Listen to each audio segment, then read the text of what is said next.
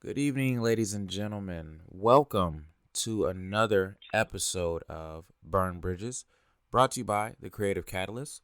Today we have a very, very special guest here. She's someone that I feel like has accomplished so much in the very, very young years that she's been here on this planet. This is a very, very special person. Nisha. Nisha, say hi to the people. What's up? Hello. All right, Nisha. All right. Let's see. We're going to go ahead and we're going to dive into it. Tell the people who you are, where you from. All right. So I go by Nisha, originally Janisha. That's my full name. But only Nisha is easier to pronounce to a lot of people. I am originally from the south side of Georgia. A lot of people think the south side is just College Park, but I'm actually from Riverdale. Okay. And I currently reside in the east side of Atlanta. I am a mother of a young, active, almost 2 years old, 2 year Okay. old boy going on 40. Yeah, and I just now became an entrepreneur. So yeah. Okay. Okay. That is good. I'm very familiar of the south part of Atlanta. I've definitely lived there a couple of years, splotchy back and forth all over Atlanta. But I'm very familiar with the south side as well. Okay. Okay. So let's see. So originally, so let me hmm ask you this, because I definitely have a list of questions for you. So I think where I want to dive into, um, so can you tell the people exactly as far as what started your passion or what passion did you latch on to? What was that genesis like? So the funny thing is that I have so many different passions. When I first, I guess, started my whole little creative mind. So when I was young, it was always I wanted to be a poet. That was my thing. No, I'm sorry. It was to be a fashion designer first. Okay. Then it was to be a poet, Mm-hmm. which changed later on down the years to being a chef. I wanted to do that, and that was only because I was doing a whole bunch of home like economic classes Mm-hmm. in like middle school and high school. So that I guess drove my passion for that. Went to Le Cordon Bleu. When I went there, I figured out that cooking was not for me because I'm very heat prone, so I would always fall out when the kitchen got too hot. No pun intended on that. Mm-hmm. And and so when that happened, I didn't know really what to do. I ended up getting married. Okay. And when I got married, he was in the military. So I told myself, no offense to anybody when I say this, but I told myself I do not want to be a fat military mom. I did not. And he worked out. So that triggered that passion for me to always stay fit. And when that came, I thought I wanted to be a personal trainer. Yeah, which you want to dig into that a little bit later, but I wanted to be a personal trainer at one point, and that stuck for a hot little minute because I like the fact of, I guess, helping somebody along their weight loss journey and Mm-hmm. still figuring out my own. And it gave me a sense of, I guess, a sense of just like a breath of fresh air. Like I finally understood what I wanted to do in life, even though a lot of people told me, you keep changing jobs, you keep doing this, you keep, like keep doing that, you figure out what you want to do. And the thing is, I didn't know.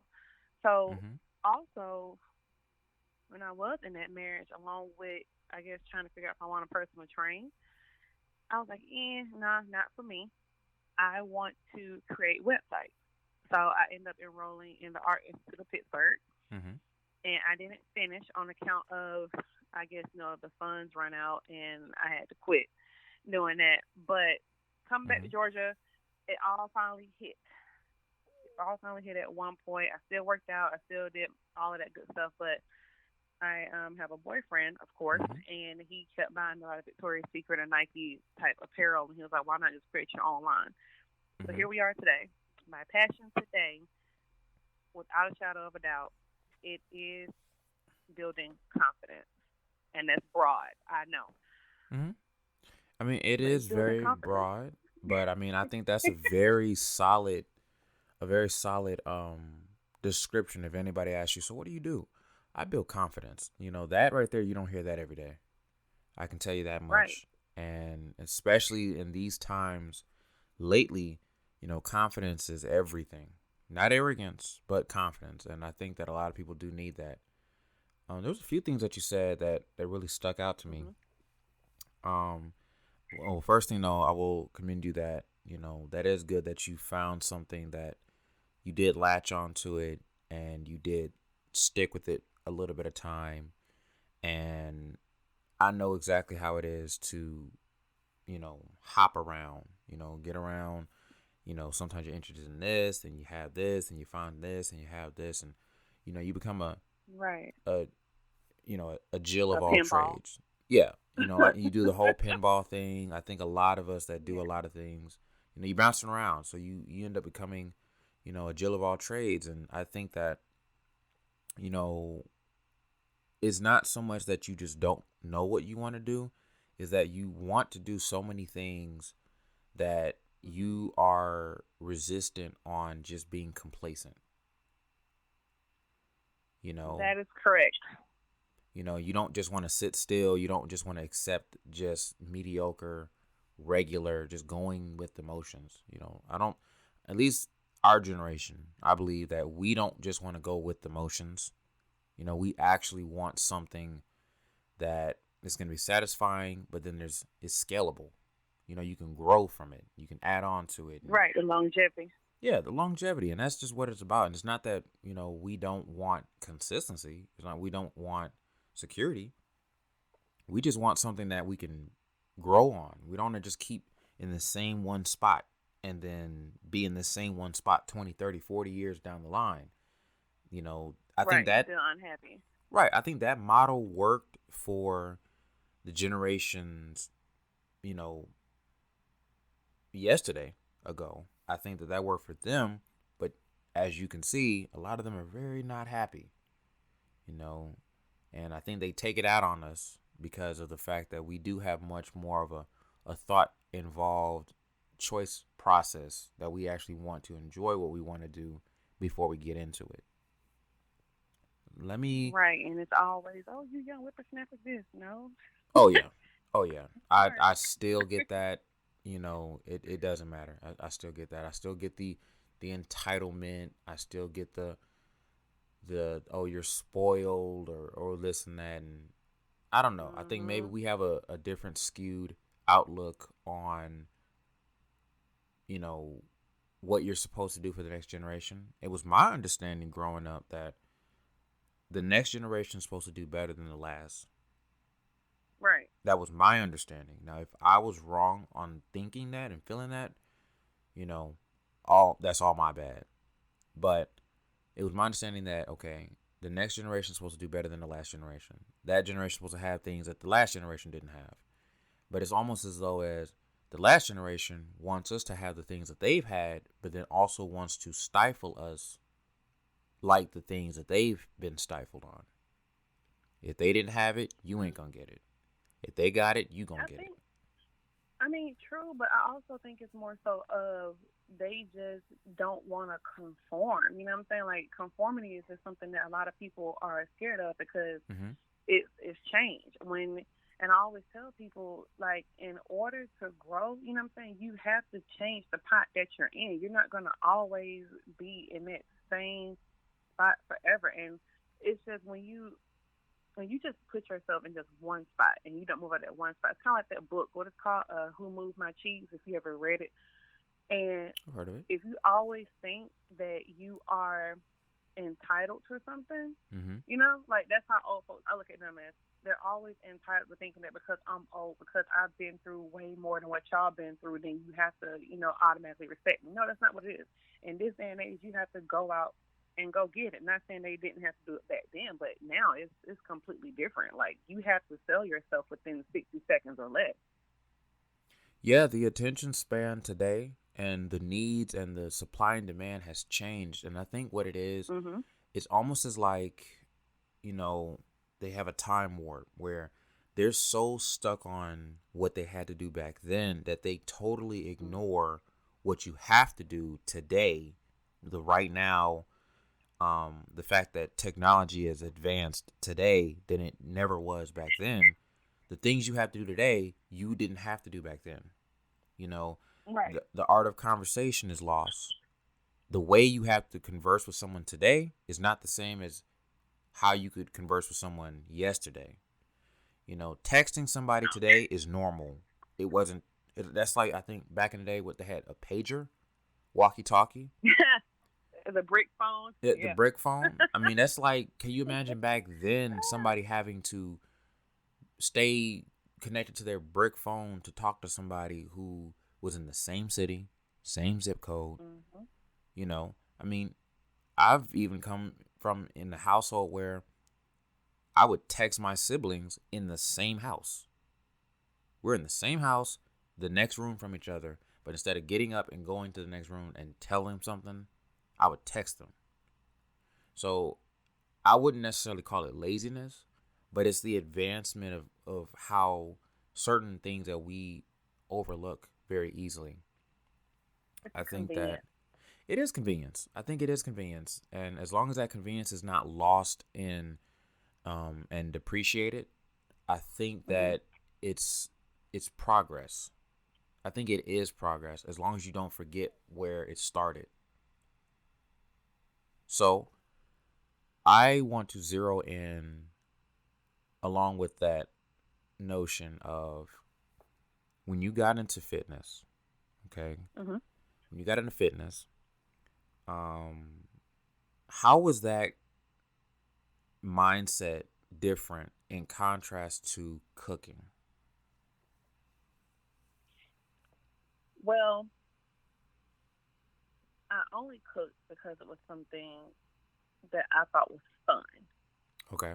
It was never any kind of like passion behind it. Yes, I liked it. Yes, it was like cool, learning different ingredients, but it was never Uh huh. something I was like, ooh, this makes me happy.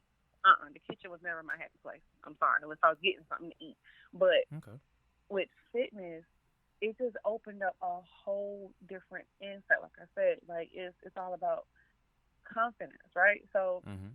when I don't see anybody getting confidence from baking a cake. No offense to anybody that do this, but baking a cake or, I finally learned how to make a ribeye. Like you don't get that confidence, but when you look at somebody or when somebody's looking at themselves in the mirror, they are the biggest like judge on themselves. They're like the biggest what is it, critics? Yeah, the biggest critics on themselves. So when I finally tapped into that world and Mm-hmm.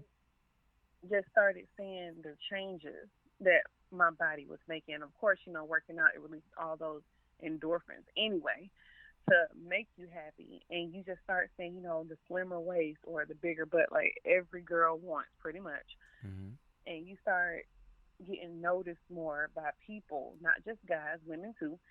Mm-hmm. And you just be like, you know what, maybe I am somebody.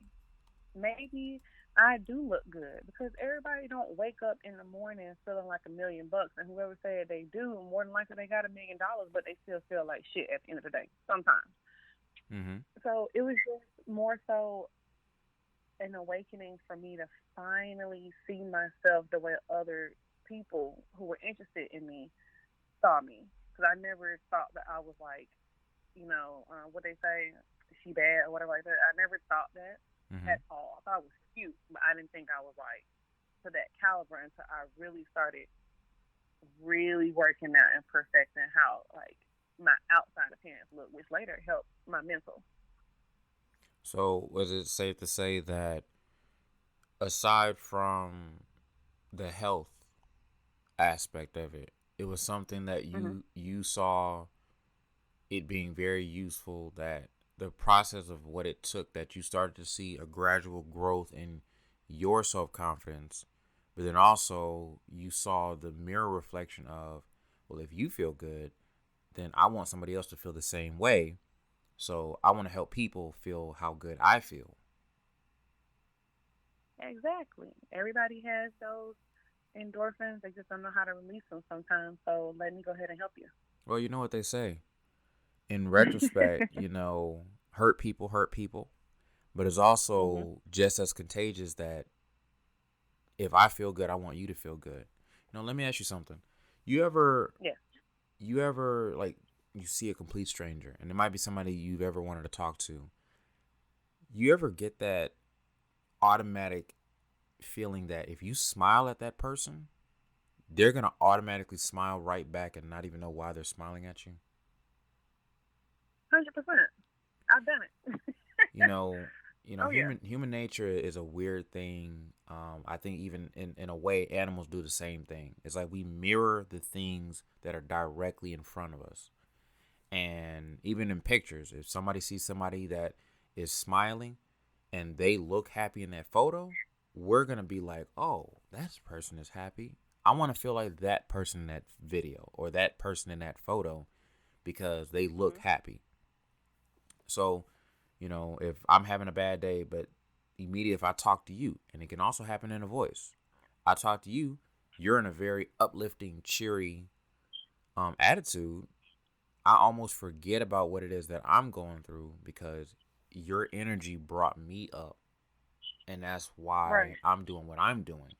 So I think that that's a very commendable thing to be in. I think that and I have little to no knowledge about fitness, but I can say that from what I've observed about people in the fitness industry, you play a very very strong role in carving away the things that people have built up. You carve away the callous that everybody they tell themselves, I'm not attractive. I'm ugly. I'm not this.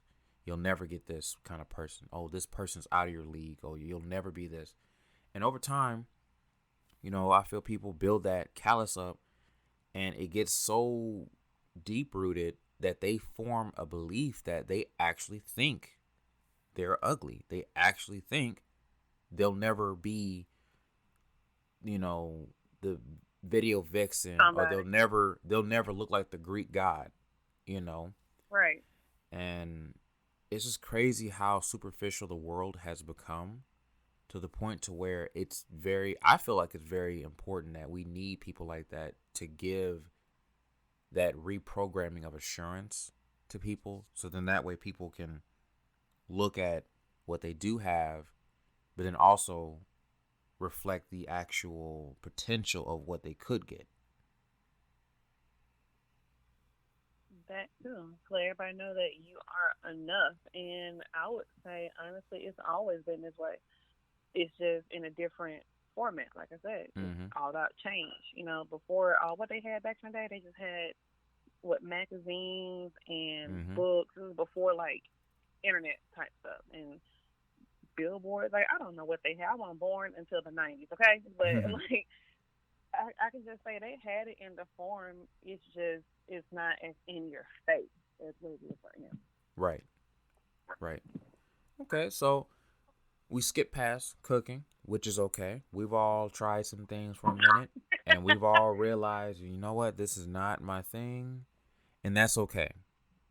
And I know I want to dive into the fitness world because that one is very interesting to me.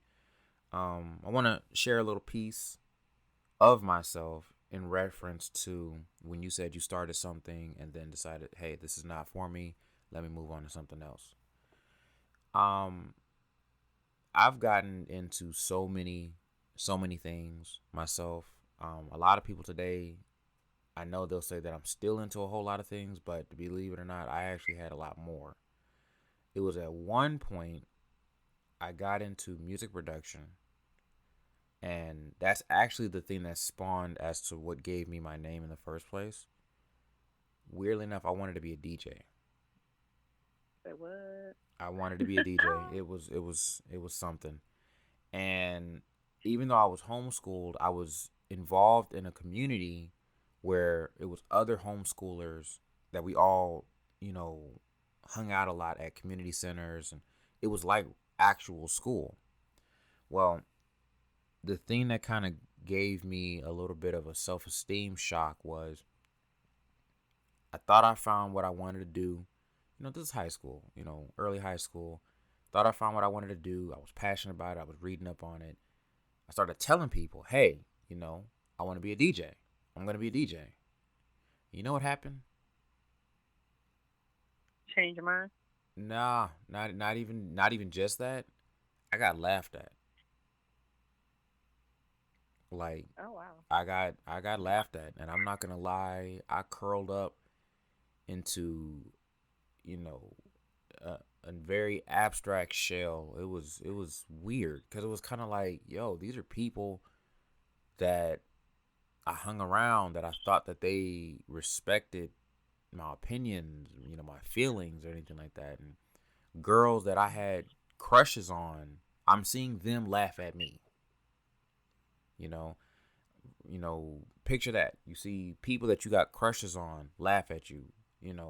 Homies that you think are down for you laughing at you. Everybody's laughing at you because they think it's stupid. They think that you're just, you know, some goofy nerdy kid who reads too much and you don't hang out with the rest of us, so you're just a weirdo.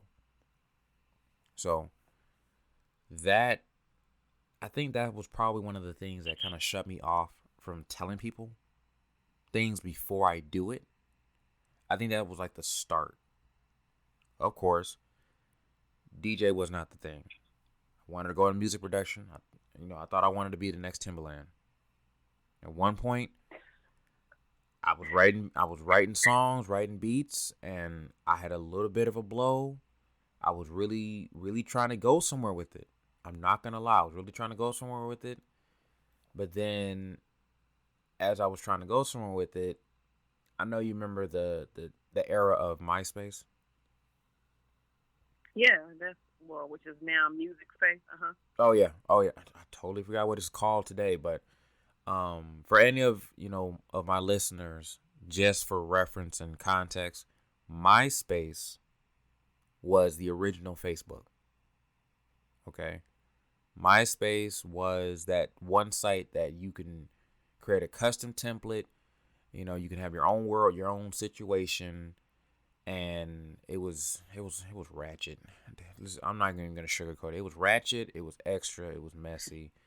It was It wasn't crazy. that bad. At least from my world, because back then I used to create like the templates, like the themes for people, and that's actually how I got into doing design work professionally. It's crazy enough. That's what started it. I wish it was a much more humble beginning, but that's what it was. I'm not ashamed of it. So music was music was something that I thought it was a passion, but then it kind of turned into that one thing that was like, you know what?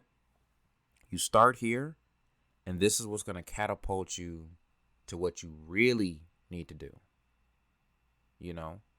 And I think to tie it in, I think that was the same thing with cooking. I think it was because of cooking, it kind of sort of pivoted you, and at least kind of, I think it tilled the soil in your mind for something that you really need to plant. So the Mhm. cooking wasn't the thing that you needed to focus on. It was just to prepare you for what you really wanted to get into. So I put music to the side, and that's when my true passion of design and art really took off. And ever since then, I have not looked back. So with that, we are going to crack this walnut open, and I really want to get into the world of fitness, the behind the Mhm. scenes, the things that people don't tell you, behind the flex, behind the put on, behind everything that you see on Instagram.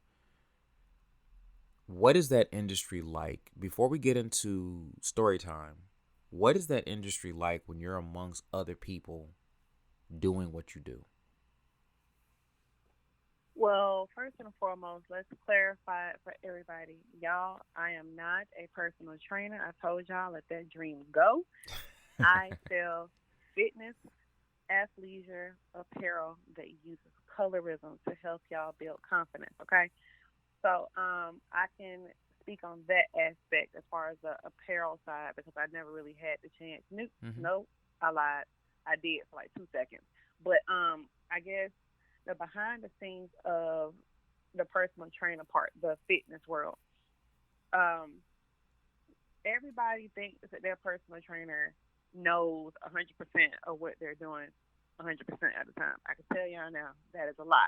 Mm-hmm. Unless they are somebody who has legit been big themselves, Right. who have literally had almost every kind of client, who has fallen and gotten back up, they are lying. You do not have one personal trainer out here who knows the ins and outs of everything because it's Mm-hmm. so much to know, and you always run into obstacles. So I need people to stop thinking that because I don't know Joe Schmo got abs, and you see the people on Instagram behind him getting abs, or that one big person that they have is now miraculously like slim thick in 2 months. Don't believe the hype all the time. Mm-hmm. Instagram, Facebook, any kind of like social media platform, there are different ways to cut, edit, and do stuff. It really is. There are Mm-hmm. so many different apps you can use to, like Photoshop a lot of things. There's so many different kind of products out here that you can have people do. Like, if people didn't notice, if you ever watched The Biggest Loser, it was rumored that they would legit starve their contestants to make them lose that weight. Not saying that you can't lose that amount of weight in that much time. It's possible, but it's all about persistence and Mm-hmm. consistency with doing so. Um, But for the sake of as well, TV. yeah. Oh So yeah. also look into the people, you know, Mm-hmm. who they are training. Look at them. Like, you got to Mm. ask them. Don't ask the trainer, ask the client. That's all I got to say about that. Right. Anyway, so in my quote unquote expertise as far as the apparel side of it, this is a field I can honestly say is fun, it's challenging, and it keeps a fire burning under you because not saying you have to be like Mm-hmm. every single other apparel company. Like I told you, I aspire to be like Nike. I really, really do, like that big caliber wise.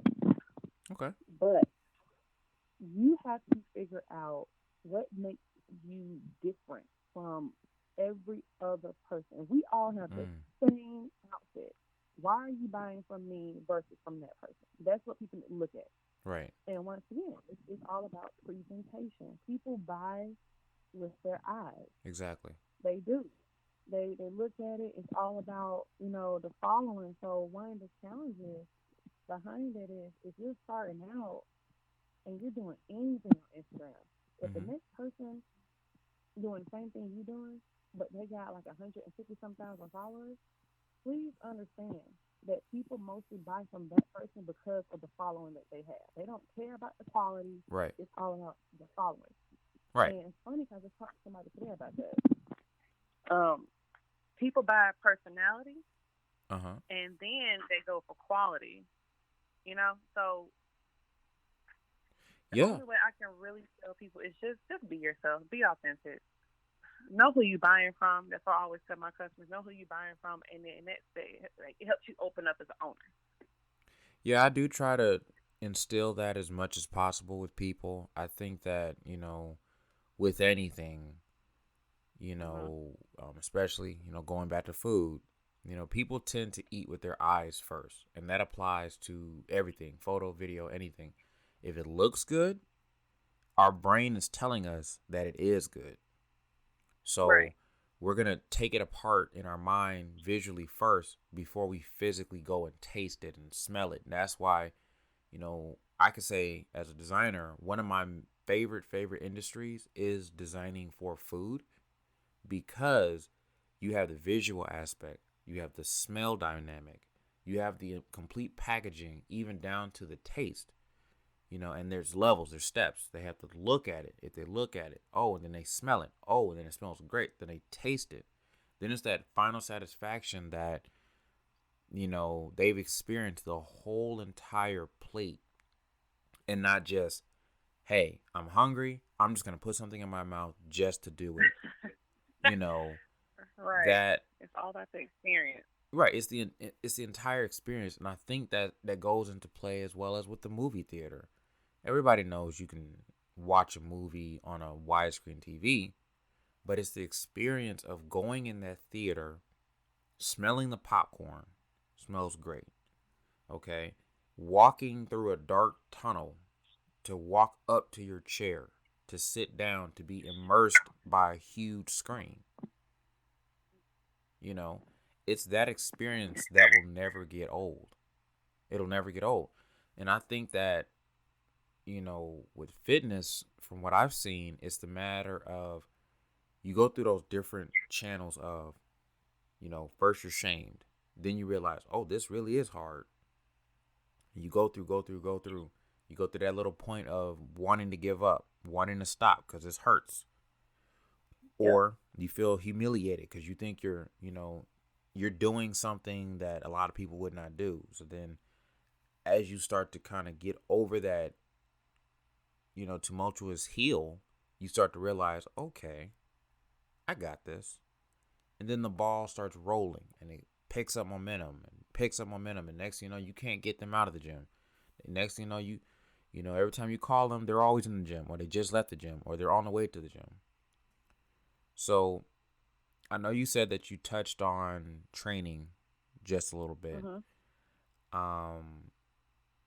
Have you ever trained like family, friends, colleagues, anybody like that?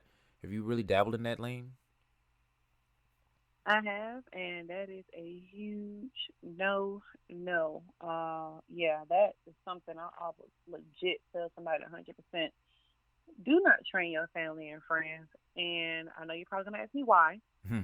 So let's go ahead and get the fork and knife. Let's get So, it. I say don't train your friends or your family because people who are in that caliber or in that corner don't appreciate your time. Okay. All right. So, and I say that because if you're starting out with anything that you do, any kind of business, the first people that your mind automatically tells you is, oh, your family and friends are supposed to support you 100%. They always got your back. They've been there, they've been there for you from day one. This Right. ain't going to be different. That is wrong. Business and pleasure do not mix. Prime Right. example. When I first came back to Atlanta, when I was going through my divorce, Mm-hmm. and I was like, you know what? I'm gonna take personal training. I'm gonna try to make some extra money on the side because, of course, I didn't have a job. I just came back, and I was like, hey, I told my friend, let's just name thing one and thing two. So Okay. I called thing one, and I was like, hey, do you mind if I, train you because number one, you keep saying that you want to go ahead and work out. Number two, I want to show people that I actually can do this. No certification, y'all. I don't have it. Never got it. Don't want it. And so, so she was like, "Yeah, sure, no problem." And I got all of my trainings and teachings from my trainer that I had. Mm-hmm. And she had results within 2 weeks. Homegirl dropped 10 pounds and Oh. stuff. And thing one was doing real good. So thing one then said, well, I have my sister thing two. Okay. And I was like, yeah, the more the merrier.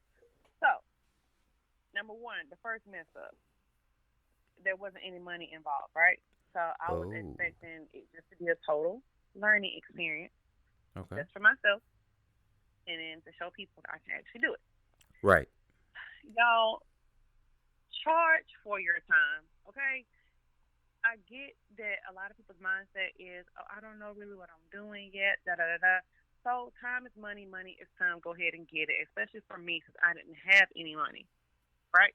Mm. So,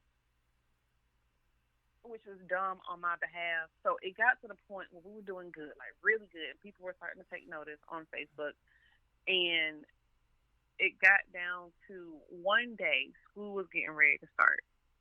Mm-hmm.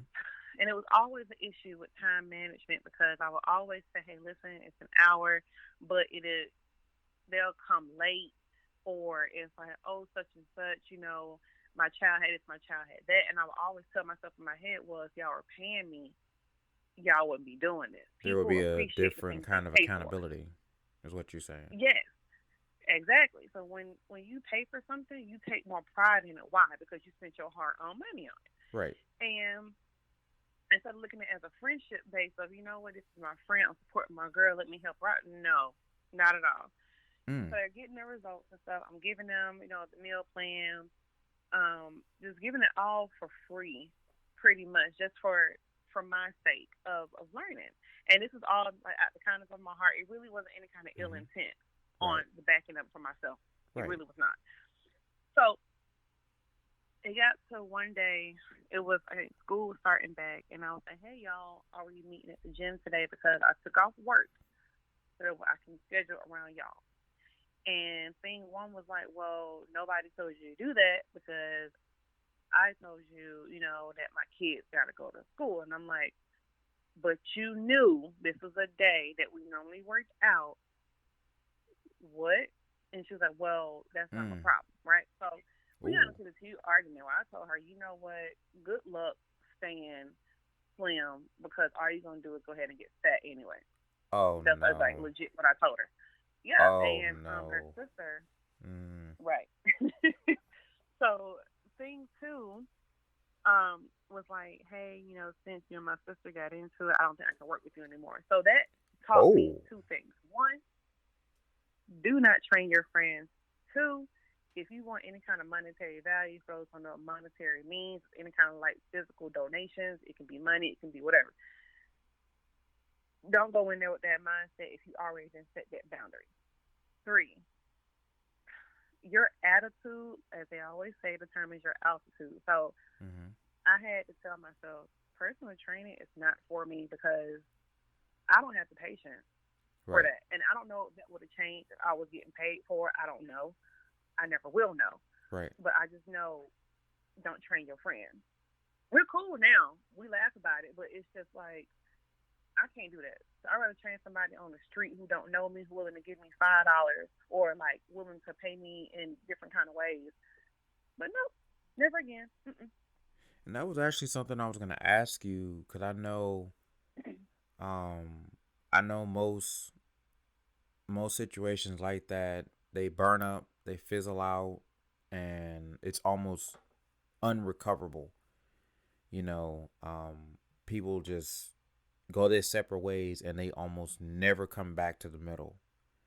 But you did mention something about that you all were able to find the middle, but you always will remember that that person is still kind of built like that. Like, you know, they may not have let it go. They probably are still kind of like that inconsiderate kind of thing a little bit around the edges. You know, you still appreciate them as a friend, but you still have not forgotten that. You still kind of trifling a little bit, little bit. Yeah. Oh, wow. I could definitely tell you that. And I'm, just throughout this entire series, my goal is to share little bits and pieces because I've experienced a whole heck of a lot in a very compressed amount of time, and it's funny because that particular relationship imbalance reigns true, where it's almost as though as if you do things for friends, they automatically, without question, expect it to be free. They expect it to be Hmm. discounted. They expect it to just be for the low, for the hookup, you know, on principle kind of thing. And there's no actual respect that goes into the fact that they don't respect that, okay, you're obviously good at something. Your time is set aside to cater to them. You're going out of your way to show them something. And then, like you just said, the girl had real results. Oopsie, you know, she had actual results. That could have been money Hmm. because that could have been monetized. That could have been something that you could have You could have. like exploited. I know that's probably not the best word, but you could really use that, in other words. And I know everybody's going to be different. Not everybody would lose 10 pounds in under 2 weeks. I know that seems impossible, but the fact that you actually had a girl have real results, that's the first thing. Okay. That's the first thing that I point out. So, with that particular dynamic, let me ask you this. What was the first, how they say, with red Hmm. flags, there's like three red flags, major red flags. Yeah. What was the first red flag that you would say that you saw? The lateness, the tardiness, the excuses. So the lateness, that was the first red Yeah. flag. So Hmm. would you say that that would be? the first time that you saw the communication kind of starting to get wonky? No, Okay. because we would pre-plan things ahead of time for the week, Okay. and it was just like the time. It was always an issue every single time. So there was a convenient time that something would come up, even though it was pre-planned out. Yes, and of course, when you have kids, I didn't have my son at the time, but Mm-hmm. of course, when you have kids, it's like, oh, my child this, my child that, had to help with school this, school that, and I'm always like, well, why not just pick a time that will be suitable so that we won't run into these issues? Isn't it kind of interesting that that happens a lot? And I'm going to speak on this from actual example, and I know a lot of people might and will get offended on this, right? So, Yeah. I'm originally from California, but I've spent a lot of years, almost half my life in Atlanta. So now I can say I'm both from California and Atlanta. Isn't it kind of ironic yet funny that when you had prior discussion, plans ahead of time, that it always seems to be something that comes up right when you had plans? I mean, it's always the weirdest things. It's never like, oh, dang, I bumped my elbow. My arm is a little sore today, so we're going to have to take it easy. No, it's nothing small like that. It's always usually some kind of wild, crazy situation that happens to come up when you have time scheduled. But throughout everything else, nothing else happens. You know, you don't hear no delays, no nothing comes through. But it's always when it's scheduled time, it's either that person doesn't know how to work a way around it, they don't know how to communicate. Hey, something came up, I'm gonna be a little late, I'm on the way. They either just don't show up or they don't say nothing until you point it out. Isn't it funny that that seems to happen a lot in Atlanta? I wouldn't know. I haven't. Well, I can't say I haven't lived anywhere else as I have, but it's about the same everywhere you go. It's just the Oh, so that's just people. my bias. Okay. Yes, Okay. yes. Because it's just people. Like I think we as people we do some things to get out of some things. Like everybody has used an excuse. That's even for work too. You know, for Yeah. you can't tell me you've never given a BS excuse for work, knowing that you woke up late, but yet you saying something like, "Oh, my power went out," or like, my mom tripping, or some people go as far as, "Hey, my grandma died," but it's it's a human nature thing, man. We just lie to get out of stuff and just hope the next person don't catch us in it. It's Yeah. the truth.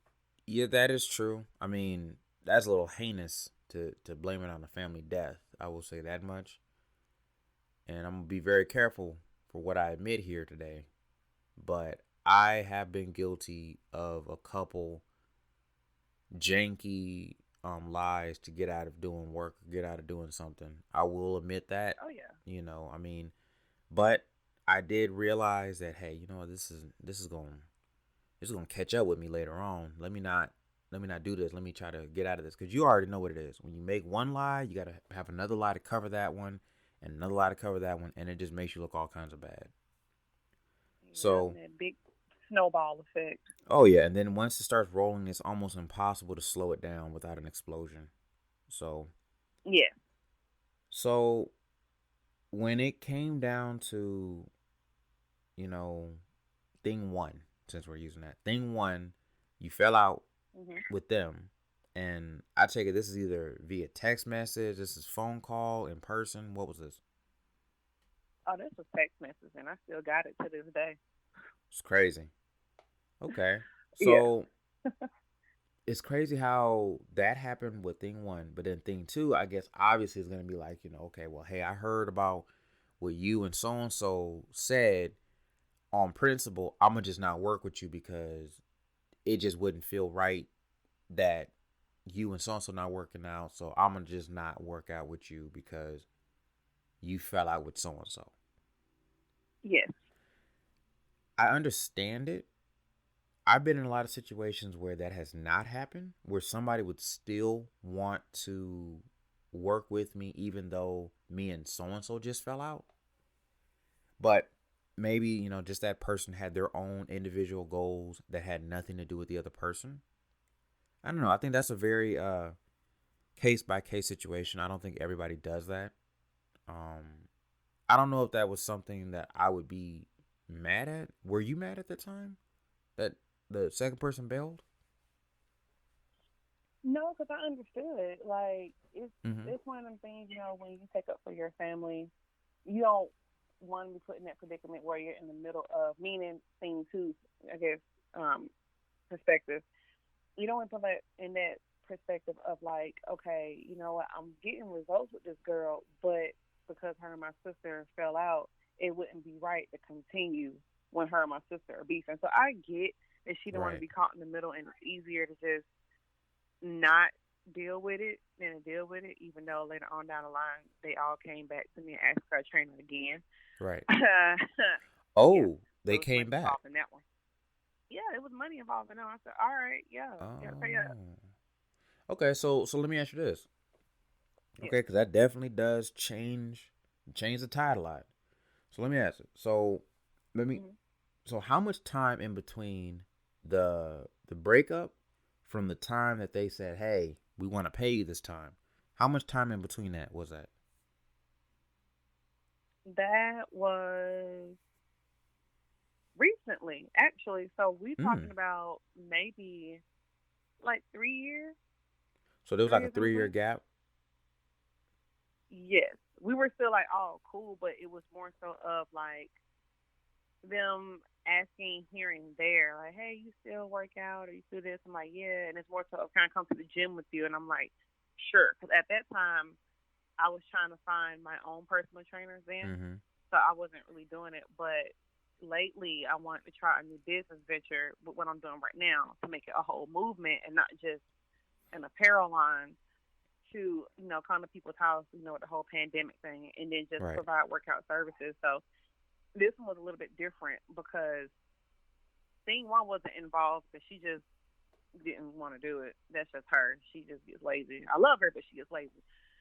Right. And so thing two, and then thing three and thing four was like, can you train us? And they were doing really, really good. And I got some praises after that, and I got some value out of it. Some of it was, buying from my apparel line, and then the other was actual like cash and stuff. So it was nice. And then we all just agreed just to stop because they didn't have any time. But they stuck Mm-hmm. to it this time.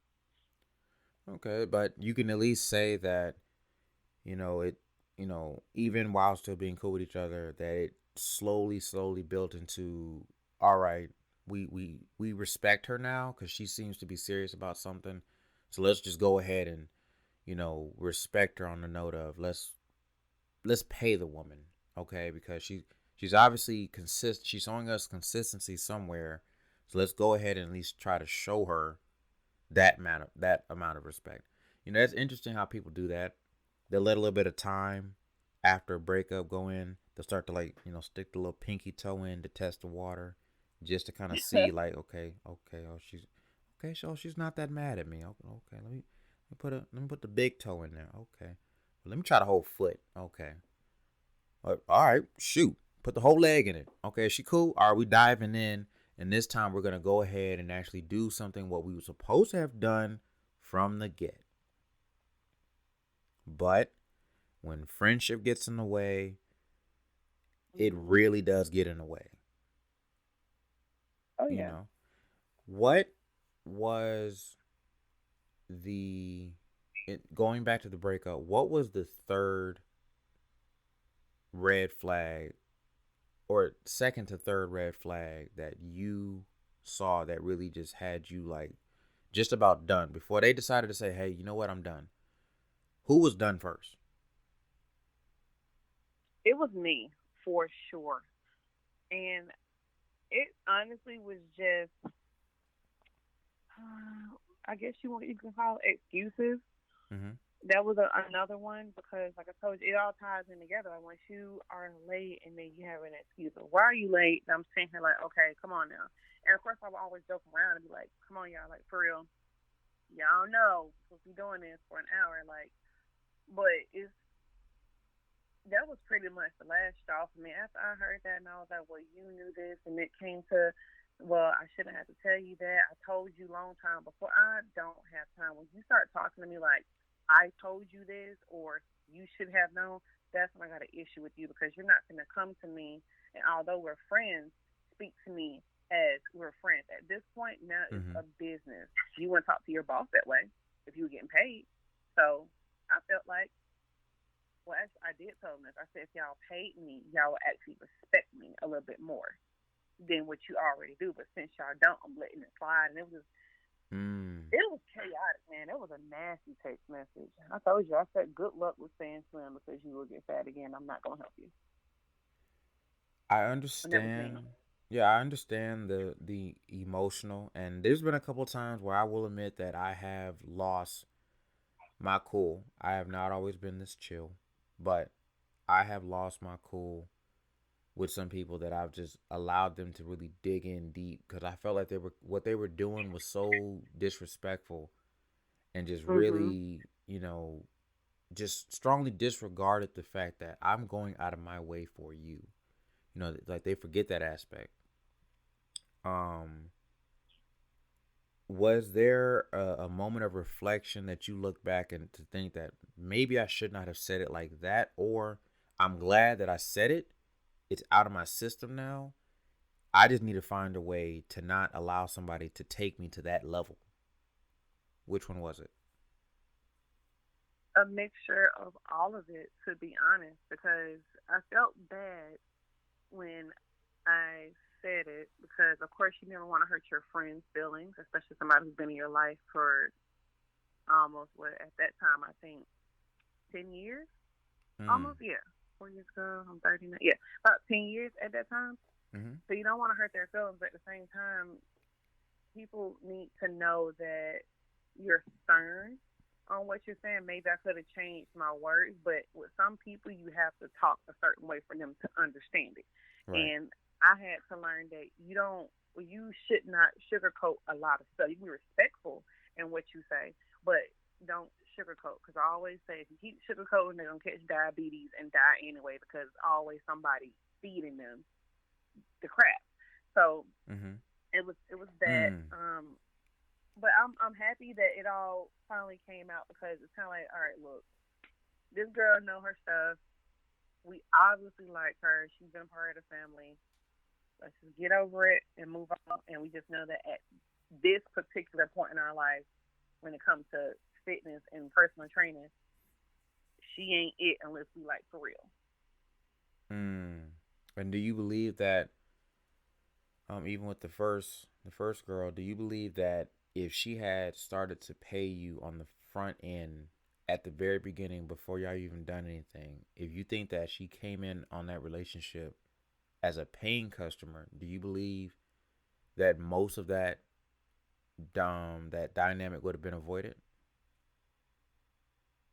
Possibly. I'm the kind of person that if I know you, whether you're a close associate, I don't really call everybody friend like that, but Mm-hmm. if you're a close associate, a friend, or a family member, I'm one of them people that will give you, let's say, like 2 weeks to 30 days for free because I want to build that trust.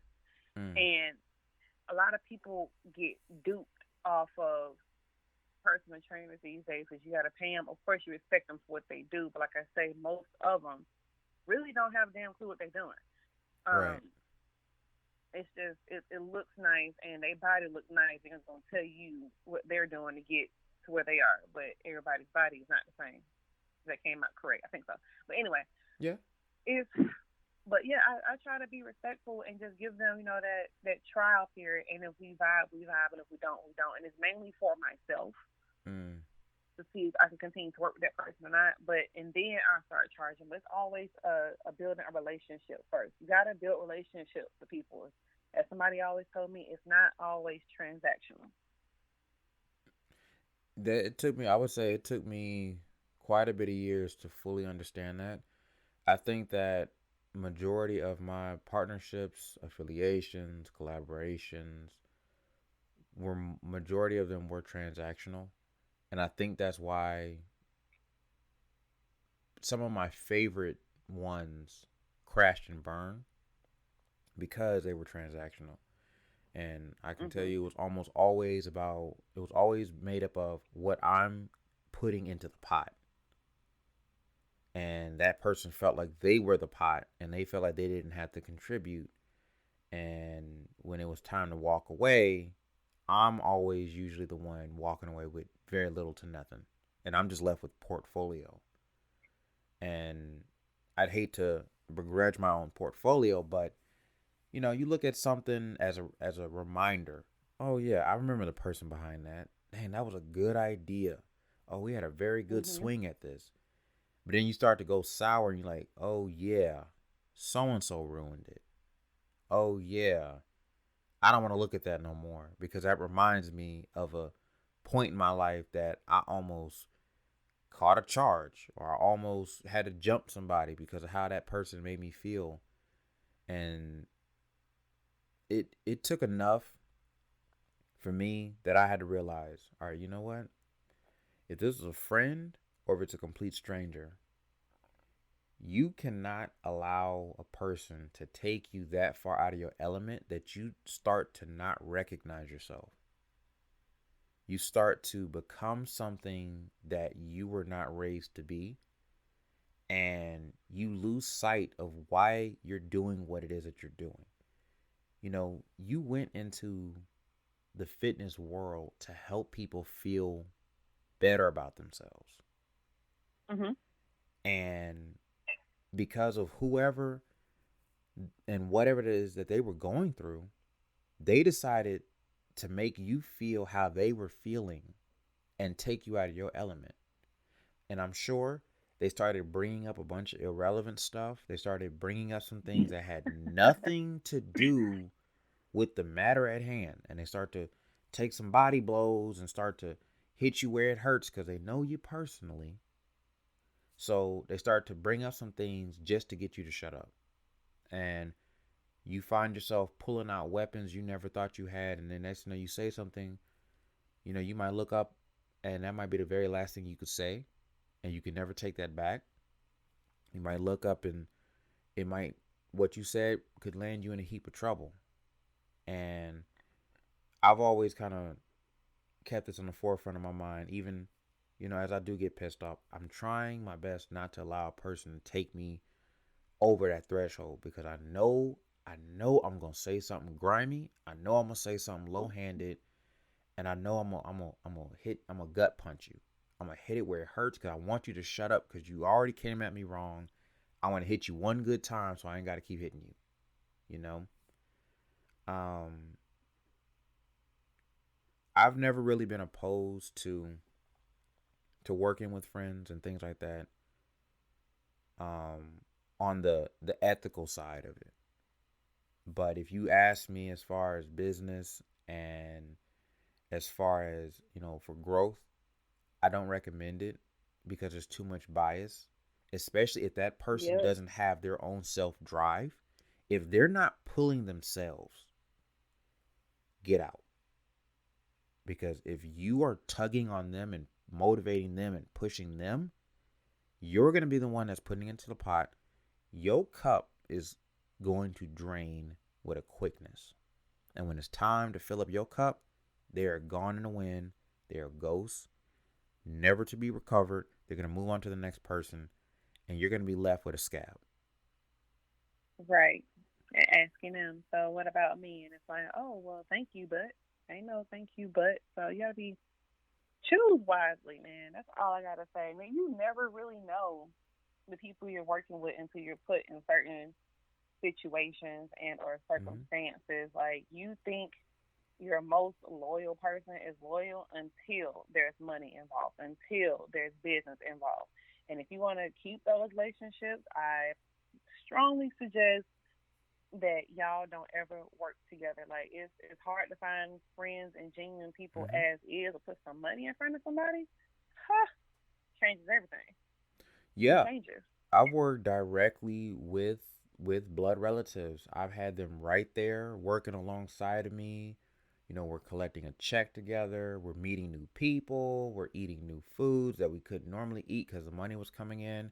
You know, life was good. It was sweet. It was, they had a chance to really embrace a world that they normally could not have because, again, you know, it's outside of their element. This is my usual. This is what I do. And again, when money got on the table, it changed dynamics. It changed dynamics and it really started to complicate some things. And it got to the point where I had to physically get sick to really be sick of the situation. You know, I mean, I know you can't really measure loyalty, but I think if you get to the point where you're starting to lose weight, you're starting to look sickly, you're not getting any rest, you're not eating the way you should be eating, and you're always with a cold, I think that should be the moment where you should be tired and done with a situation that's toxic. And I know sometimes people want to hold on because they think like, no, hold on, give it some time. I think they're gonna make a breakthrough. Let me just wait it out for them. I want to wait on somebody. I wish someone could have waited on me. I'm gonna do that. I'm gonna wait on them. You know, Mhm. you know how we get into that moment where we feel like, you know what, I'm gonna wait on that person because nobody waited on me, and I don't want to repeat that cycle. But I think the truth of the matter is, it goes back into don't do that kind of stuff for somebody who wouldn't do it for themselves.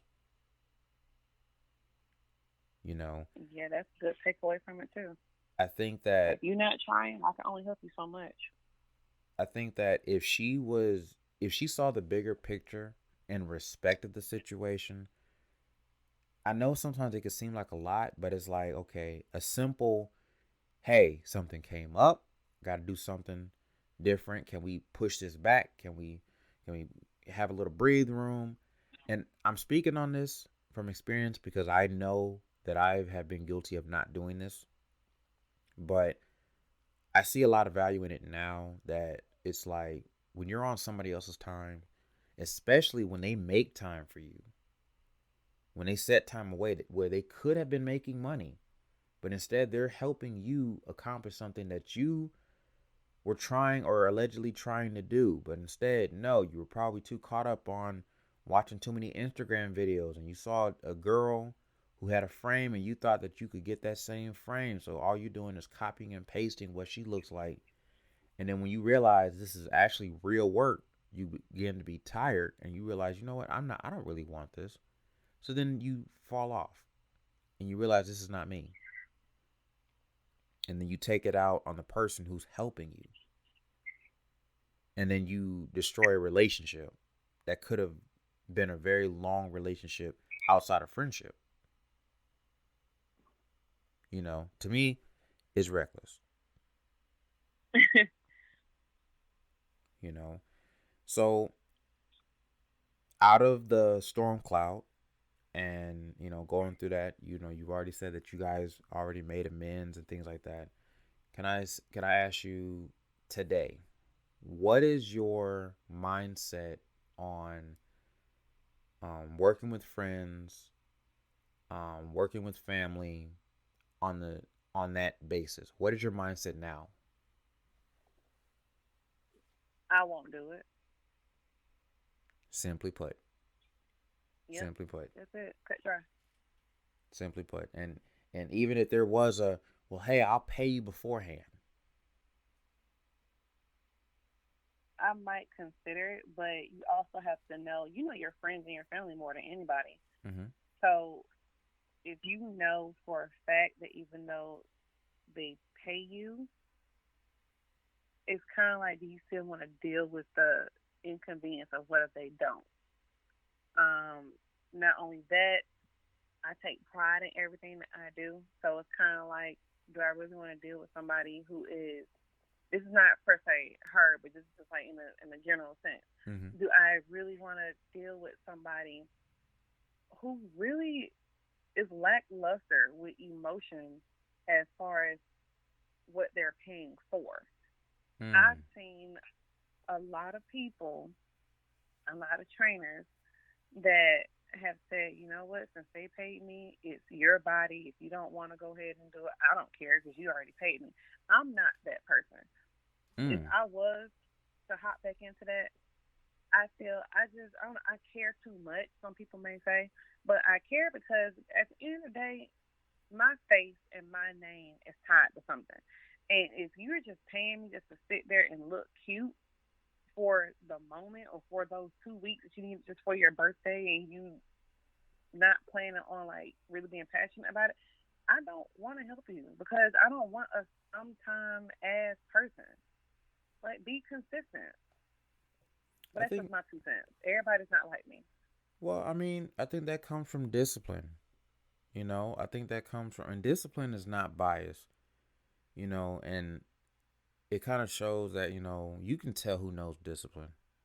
You can tell who doesn't.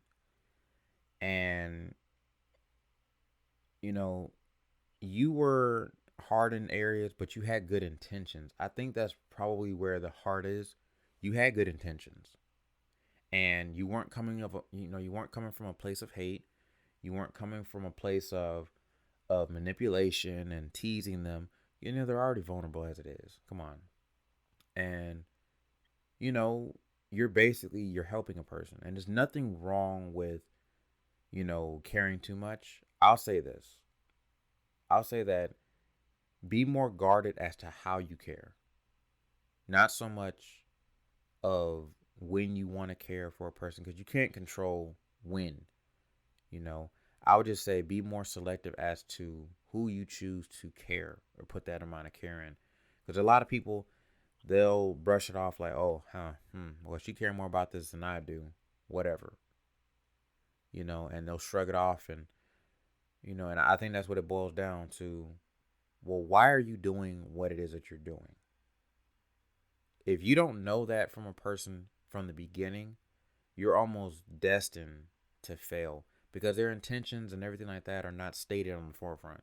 Because if it was, you can always go back in your notes and would be like, well, hey, well, you told me that you were doing this because of ABC. What changed? By you coming at that angle, puts you in a position of power and it puts you in a position of authority, and they can't help but respect it because you're basically reaffirming them that, hey, I'm telling you what you told me. You know, this is not me saying this. This is me just reminding you, you told me something, and I'm reminding you that you told me it. So it's a good thing that you did get a takeaway from that. But again, it's not so much about highlighting the ugly. I want to put some shine on the pretty. I want to look at the fact of the things that you're into now, your now venture. Mhm. I want to talk about that. I am about positivity, but I'm not about that sweeping under the rug. We've already we've Right. acknowledged it. We reflected on it. You came to your peace. You said your piece. You have a new headspace. You're healthy. You're good now, and that's all that matters. We don't need to hear anything else on that note. Okay. So enlighten me and the people. What is it that Mhm. you're doing today? What I am doing today is I have started an athleisure apparel line, which is by the name of Drop It Fit. A lot of people are like, "What the hell is that? And how did you come up with that name?" Well, like I said before, I did go to school to be a web designer, and my Instagram handle for my personal page is I am different, which was DIF. And I just kept that as Drop It Fit because that was one of the projects that I worked on when I was in web design school, and it was to one day own a gym. So everything has always been Mm-hmm. around fitness, but and it always just stuck with me, and I just like, what the hell I'm gonna do with that name? So it was literally over, I want to say, 2 Thanksgivings ago Mm-hmm. when my boyfriend that I have right now, who's also the father of my son, he was like, "Why don't you start your own apparel line?" I was like, I don't know nothing about no fashion. I don't know nothing like about nothing. I don't know." And it's funny because he kept asking me like, "Nisha, like, what are you gonna do with this fitness stuff?" I was like, "I don't know." And he was like, "Well, if you could sell one thing, what would it be?" And I kept saying, "I don't know." So on Mm-hmm. that Thanksgiving Day, he was like, "Just do it." So literally that day, we started putting our heads together. Shout out to him. Um, putting our head together, and he showed me, where to get certain stuff like different purveyors. Of course, overseas, as well as inland as well. And no, y'all, inland is not a country. Inland means USA for some people who might be lost on that. But inland, and it just took off. And then I got introduced to this group from this one chick. I can call her by her name, Miss Erica Yates Kelly. I love her to death. Okay. She does embroidery. And I was reaching out to her because I was like, okay, I got to have something to start off with. I don't have any, like leggings or sports bras or anything. So what the hell can I get? And what's easier than a hat, right? Like, okay. So Right. she had embroidered hats, and I started off with that first to just throw my name out there. And then so she hit me up and was like, well, you want to be a part of this group called Accountability Formation. It's a private Facebook group for a lot of entrepreneurs and like-minded people. And I was like, "What's this group about?" And she was like, "Oh, we talk about business, blah blah blah." And I was like, "I don't want to hear no old people telling me what to do. Like, no, straight like that." And then she was like, "Okay, well, whenever you want to, the door's open." Mm-hmm. So one day, it was a meeting that they were having via Zoom, and she was like, "What are you doing?" And I was literally crying my ass off because I was just depressed, y'all. Being this whole pandemic, God, it makes you think too much. So, being depressed, end up going, and then I just been hooked and latched on to these people, and they have shown and paved the way with a lot of entrepreneurial, like business tips on how to do A, B, and C. And one of the questions was, okay, so you sell an apparel, like, what is your why? And I said, what do you mean? And it was like, why are you doing this? What is the reason that's driven behind this now passion you have? And I was like, Right. it's my son. I want to leave a legacy for him because I never had that as a kid. I never had somebody, saying they're going to make something like I can have a trust fund or a business to run later on down the life when I'm dead and gone. And I'm going to be honest, that why changed. It Mm-hmm. changed because it's really for me. Mm. And I say that because I spoke on it earlier that I am Drop It Fit and Drop It Fit is me. So when I say we and I, that's what I'm speaking of. Mm. So it changed for me because I've always had, I can't say a problem or an issue, but I've always seek, I guess, counseling. I've always wanted to have counseling because I did feel at a point that I was just getting too depressed. Mm-hmm. Being a new mom, being in the pandemic where you can't go nowhere, you're locked in the house all day, you're bored and you start to think and you just get depressed about the stuff that you haven't accomplished yet at the age that you said you wanted certain things accomplished. Right. So, long story short, I started to really dive deep into why I'm presenting clothes to women and hopefully men, but mainly women. And I was like, okay, I want to build their confidence level because when I look good, I feel good, and I do great. Even if it's not for that whole day, it's for that moment. Even though Right. we're all trying to have an everlasting effect, anytime you slip on something and you feel the material and you feel how good it feels on your skin, when you get those people looking at you when you turn the corner, when you know what I'm saying, do a squat and, you got that dude saying, damn, you know what I'm saying, like doing stuff like that, those moments, those brief moments of, as I Mm-hmm. call it, morphine of a feeling, you know, Mm-hmm. you get those 10 times more than what you would give yourself. Right. So I was like, okay, that's one step as to why I'm doing this.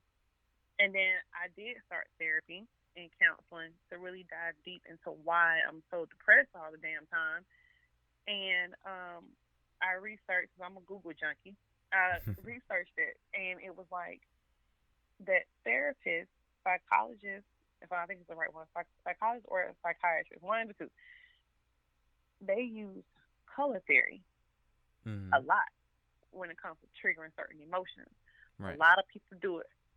And I was like, duh, dang, that's my niche right there. Like that's my thing. I have never seen another apparel company that introduces color theory with the way the materials feel on a person. Never have I seen that. And it was because of that Zoom call when they asked me what is my why, really dive deep into it why, that I finally get it. So, Mm. Drop It Fit is an athleisure apparel company that I'm so freaking proud of that introduces color theory because we believe that once you put on something and it has a certain color to it, you Mm-hmm. embody, literally embody that color and that emotion. And when people buy from me and from this company, I put little um, color cards Mm-hmm. and it tells you this is what red means, this is what blue means, this is what black means.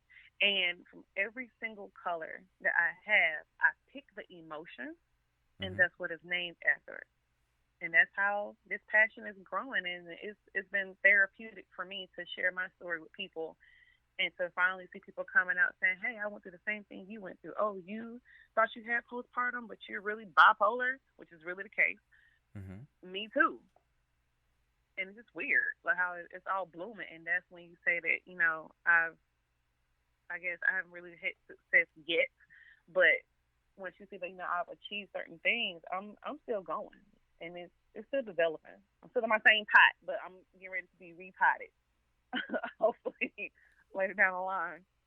Well, that's interesting, and I want to point out a couple bullet points that you mentioned. But I Mm-hmm. usually like to work my way backwards. Yeah, Um, Let me ask you this: for you, what is your definition of success with this business? reaching as many people, gender neutral, Mm-hmm. as many people as I can to letting them know that it's okay to tell people that you need counseling. It's okay to be an example of what mental health can look like because people think that when you're mentally ill, you're supposed to be in a damn straight jacket and a muzzle or something like that. No, you are an everyday person like myself that struggles with keeping it all together. And I just want to let people know that, like, Mm-hmm. it may not look like it. I may look like I am a okay on social media. That's a front. Okay, that's what social media is for. It's for the front. Like, let's be real. Um, Right. but deep down, like you got somebody who's in your shoes, or who knows, who sympathizes and empathizes with what you're doing. Okay. I think that that's a very brave stance. I think a lot of people tend to hide behind a lot of that, and they don't want to admit that. So I definitely want to Mhm. commend you on that. I think that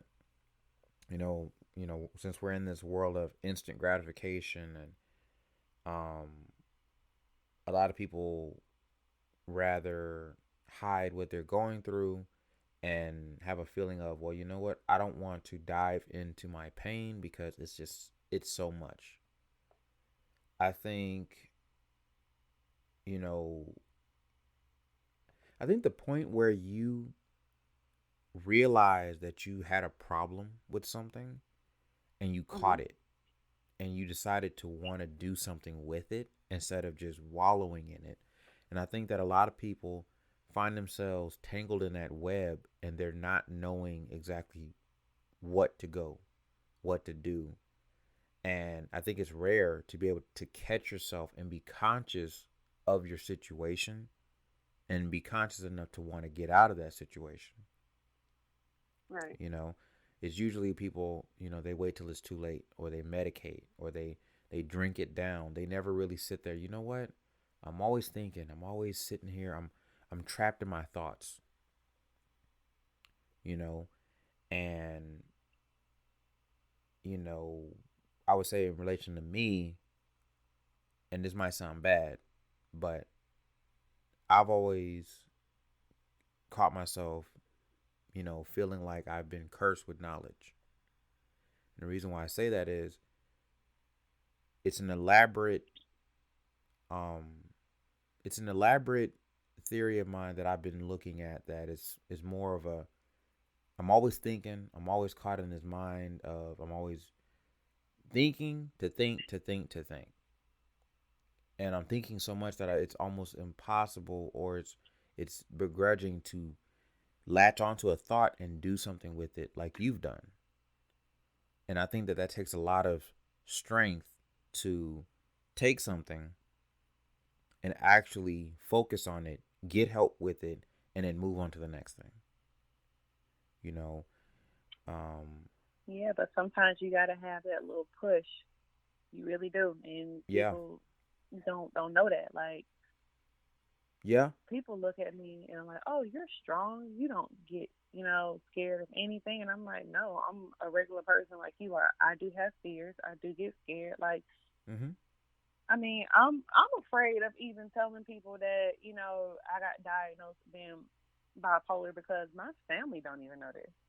They don't know any of this, to be honest, about my reasoning why wow, I'm educating people about color. They don't know, and it's just something that happens in. I mean, I hate to say it, in especially I can't speak on the other culture, but the black household, we're told to just keep it behind closed doors, not let everybody know your business. But I'm slowly but surely learning that once you peel back the layers of a person, you really start to understand and stuff. So mm-hmm. maybe they won't hear this one day, maybe they won't. But I can tell you right now to this day, I will never be open about it to my family. Never. I think, I mean, it's a conditioning. Just to highlight, it is a conditioning. We're taught to just take it on the chin, keep it pushing, Mhm. move on to the next. Um, I myself have not been diagnosed with anything to date. However, there are, some pending theories of a couple of things. However, I have enough healthy vices that put them in check that puts me in a situation of, you know what, let me not sit too idle because I don't want to sit here and exploit whatever this thing is. You know, I think another thing that you said working back was, you know, you took it within your hands to seek out help. And Yeah. you know what they say, like, closed mouths don't get fed, but it's also a case of you don't get help unless you seek help and authentic help. And the fact that it's the kind of help that you got, you didn't go talk to a friend, talk to a relative. You talked to an unbiased person who knows nothing about you. They're able to give you a perspective that you never would have thought of before. And then they opened your eyes to an avenue that basically filled in a couple of puzzle gaps that helped you in your business. And now you've transformed it into the mission of what it is that you're pursuing with your business. I use color theory a lot. I believe in, the power of color, the power of vibes, chakras, a lot of those types of things. I know that there's a lot to go into it, and subconsciously a lot of people gravitate to that. They're just not conscious enough to know that, okay, well, there's a reason why something is your favorite color, but there's also a reason why you're feeling this way. Yes. If you put this, if you mix this and you mix this, boom, there's a reason why you're probably off this way, and believe it or not, again, it wasn't until I got educated with color that I realized the reason Mhm. why I've always been an aggressive individual is because my favorite color is red. I was just Boom. gonna say that. Boom. That's what it was. I've been an aggressive child from the get. I've been hard headed and I personified the color in a lot of ways. And I've used it in my design. As I matured, I've been embracing other colors because I've come to understand more colors and things of that nature. But there's a lot of power in color. There's a lot of There's a lot of things that can really be therapeutic. And I know that in the black community, a lot of people are ashamed because we do not want to be ostracized as being quote unquote crazy. We don't want to be Yes. labeled as crazy. It's not that we don't want help, we just don't want to be called crazy.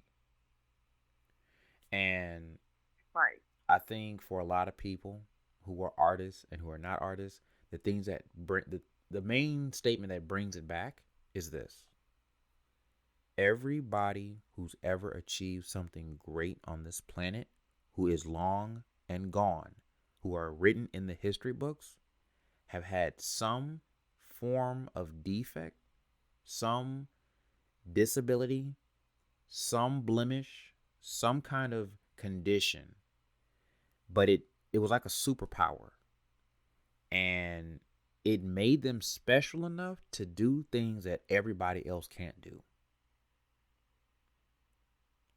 And you look at it like this. I don't know how much you know about superheroes, but I'm about to hit you with something. Okay? Okay. So there was at some points where you have an individual who would get cursed, blessed, endowed, whatever you want to call it. They would get something, and they would go through that phase of feeling awkward, feeling like they're being punished, feeling like they're just the gum on the bottom of the shoe because they just got hit with this massive burden of power.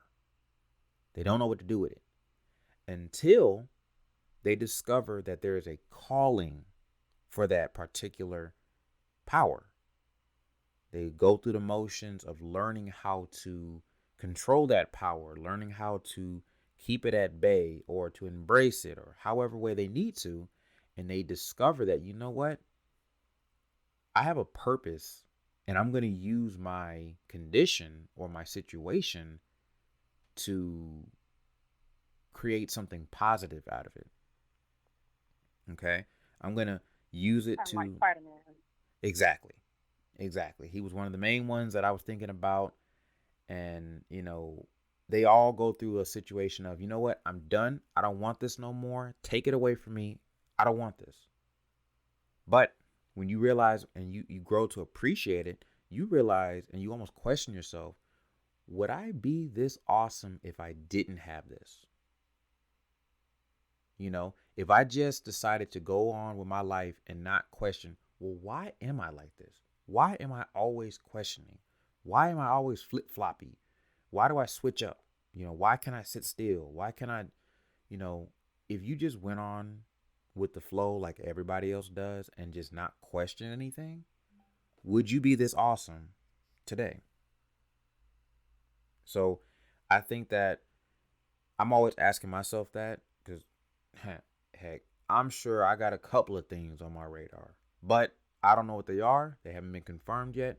Maybe one day, but I do know I got a couple of superpowers. I can tell you that much. And Right. and you as well. And I would say that that you are definitely brave for that, and as well as I, for one, have a lot of respect for you, and I definitely don't um pity. I definitely don't look at it as anything less than, because hey, great people got problems. I'll put it that way.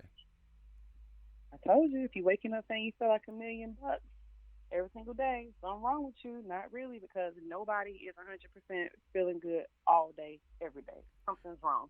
Well, you look at it. That's just me personally. You look at it like this though. All the greatest had something wrong with them, but they went down in history where we can still talk about them. We remember them. There's no definition of what perfect is. No real definition. The things that we put value, such as diamonds, have blemishes, have flaws.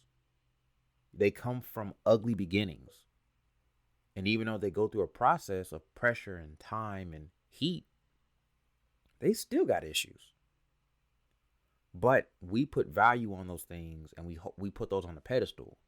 So as you know, people will put you on a pedestal because you basically personify confidence. You personify she got it together. I want to be like her because she seems like nothing phases her, nothing bothers her.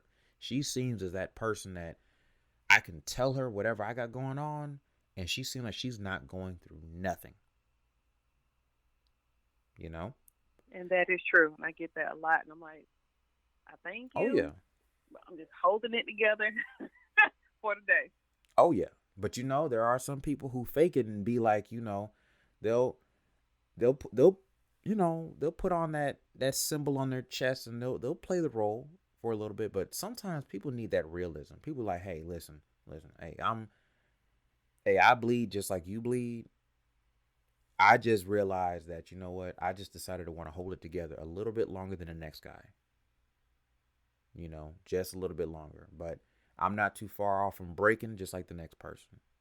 So it's all about control. It's all about acknowledgement. I think that you definitely, you tacked on to that, and you realize that crazy story, crazy story, and I think that definitely summarizes the entirety of overall. I think the lesson in this is, you know, finding your passion even when it is the cost of you had to lose friends or you had to let something go to gain something. Yeah. I think so. So I want to do my due diligence, and do my proper shout outs. All right, ladies and gentlemen, this is the Drop It Fit brand by Nisha. Mhm. Her website is dropitfitapparel.com. You can find her on Instagram at what is it? Drop it underscore fit, Mm. and Yep. Facebook is Drop It Fit, all one word. And All one word. let's see. And is there anything else you want to leave the good people? Stay true to who you are and don't change for anybody unless that person that you are changing for is looking directly at you in the mirror. Wise words. Wise words. And I ain't talking about having your boyfriend behind you while you're in the mirror or your girlfriend or lack thereof. I'm talking about you. You change for you do for you, and you continue to move for yourself. Because if you can't help yourself, you can't help anybody else. Point blank, period. You better tell it. You better tell it. A lot of people don't believe until it happens. A lot of people don't. Right. All right. Well, it's been a pleasure having you on. I'm definitely motivated. I definitely got a couple of gems from your story, and I definitely hope to see you in the very near future, grow and double from this and grow from this lesson. Thank you. It's already happening because you just decided to put me on your podcast. So this is a stepping stone. And I greatly appreciate you for taking this opportunity and taking a chance on me, and really just wanting to listen, because I wanted to listen as well, and I wanted to put that out there. And it was one point that I thought that I was the only one that was going through something. Oh, no. Nope, you are not, sir. Sorry. All right. All right, well, ladies and gentlemen, you heard it here. This is Burn Bridges, brought to you by the Creative Catalyst podcast. You all have a good night.